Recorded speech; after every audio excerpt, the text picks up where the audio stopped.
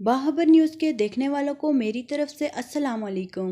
ناظرین، 6 فروری صبح 4:20 پر جنوبی ترکیہ میں شدید زلزلہ ہوا جس کی شدت 7.8 ریکارڈ کی گئی۔ ناظرین، ترک میڈیا کے مطابق زلزلے کے جھٹکے 1 منٹ تک محسوس کیے گئے جس سے کئی عمارتیں زمین بوس اور کئی متعدل میں دراڑیں پڑ گئیں۔ امریکہ جیولوجیکل سروے کے مطابق زلزلے کا مرکز ترکیہ کا جنوب تھا جس کی گہرائی 24.1 کلومیٹر تھی۔ زلزلے کے جھٹکے قبرص، یونان، عراق اور لبنان میں بھی محسوس کیے گئے۔ ناظرین، ترکیہ میں 6 فروری کو صبح 4 بجے جب یہ تباہ کن زلزلہ ہوا تو لوگ شب خوابی کے لباس میں اپنے گھروں سے باہر نکل پڑے جہاں انہیں پہلے سے جاری شدید برف باری کا سامنا کرنا پڑا۔ ترکیہ میں مجموعی طور پر چند منٹ کے اندر 3 زلزلے آئے، پہلا 7.8 کا، دوسرا 7.5 کا اور تیسرا 6 شدت کا زلزلہ تھا۔